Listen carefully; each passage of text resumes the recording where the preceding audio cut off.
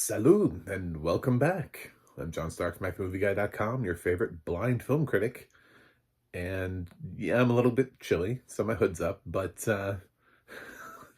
welcome to winter. Welcome to the winter reviews. This is soundtrack to a coup d'etat.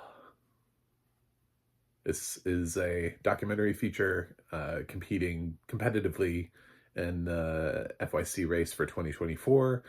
At least as of the time that I've reviewed this, it's gotten in some places with some groups, um, and definitely a documentary of note. At least I don't know when I'm going to drop this review because I'm sitting always on far more reviews than I can put out in a day.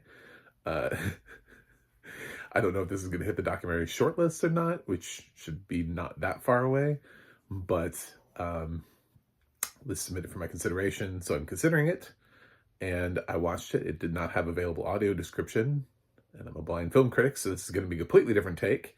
And sadly, not that many critics are reviewing Soundtrack to a Coup d'etat on YouTube. How do I know this? Because I'm a blind film critic. So what happens when a film is largely inaccessible due to the lack of accessibility? Well, I turn to other sources, and I have to do some research to figure out how much was missing. What did I miss? And this film covers a lot. This film covers the 1960s. It covers the idea of decolonization. It covers the Cold War. It covers jazz. It covers the contrasts between what our society is like and what other societies are like. It's got everybody from Nina Simone to Nikita Khrushchev in here. It pulls famous quotes. It uses all different sorts of things. It talks about the rise of African countries and also the rise of the UN Security Council, politics, African politics. It is a dense documentary, which is why it's 2.5 hours long. There's a lot to cover here, and it covers it in a really interesting way. I just wish it was accessible. The film is not entirely not in English, but the film does have interviews with people who are not speaking in English, which means subtitles. So that's unfortunate, is because even though I don't know what the imagery is that's on screen, when people start talking in a language that I don't speak, it makes it hard for me to get the messaging.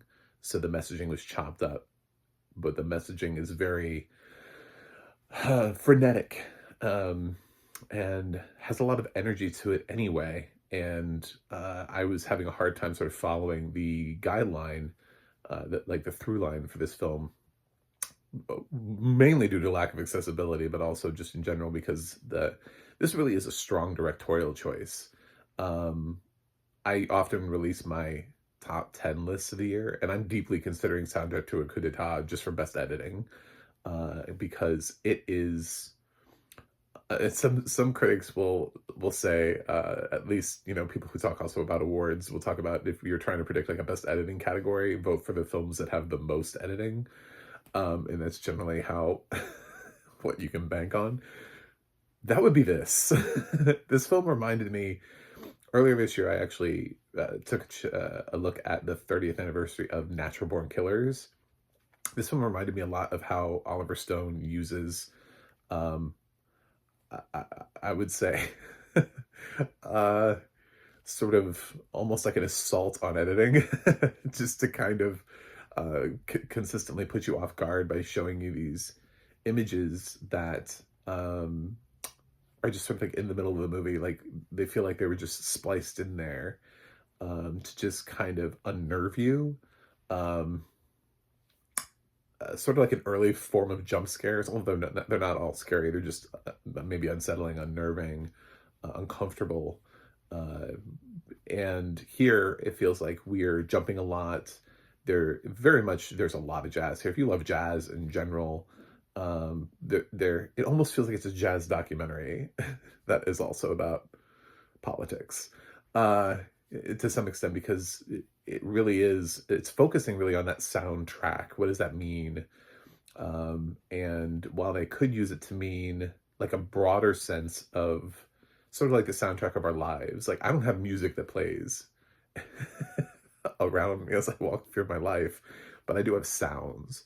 So they could have used that as a broader term for soundtrack in using ambient noises and I don't know, sounds of people screaming and crying and violence and all that kind of stuff. But no, it is actually they are incorporating jazz here for a reason and for a purpose.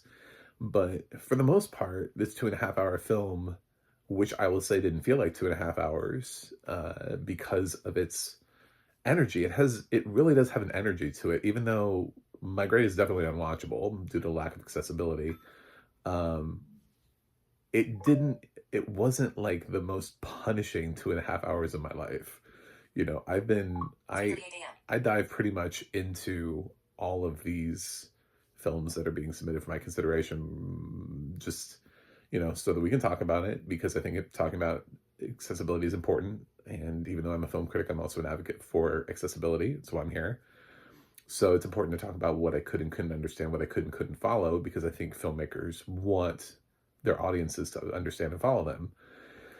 So while I was struggling, there was a lot happening here that was just thrown in there. Like I like jazz. I was sitting here. It's not like my top genre. I don't just immediately pop it on, but I also don't hate it. So I I appreciated a lot of just sort of like what was happening, and um to in some regards the former of me that used to be able to see was thinking about like, man, the editing on this is just because it was a lot of cuts and it was a lot of jumping, and I kind of wanted to really know what it was and how connective all the tissue was from one shot to the next.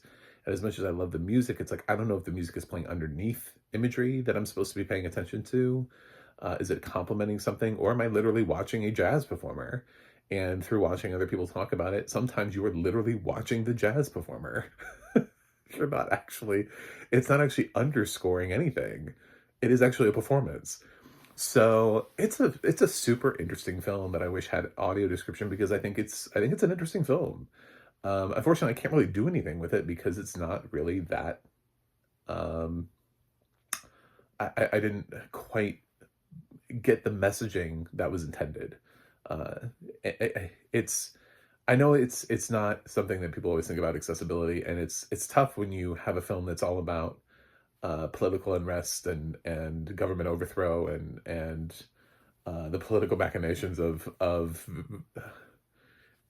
the geopolitical atmosphere of I don't know what, like 60, 70 years ago. But Eisenhower's mentioned here, which even though I think this is in the 60s, I was like, he wasn't president in this. Anyway, um, so I think it may be a little also in the 50s. Makes sense. You know what I'm saying? Like those kind of things. So uh, I'm just trying to piece it all together. And the fact that I have to do that when there are other documentaries where I don't have to piece it together because they have an audio description just kind of puts this one at a disadvantage. I don't hate this documentary, but I do wish it was accessible. So those are my thoughts on soundtrack to a coup d'etat. I can't give you any deep conversations on this.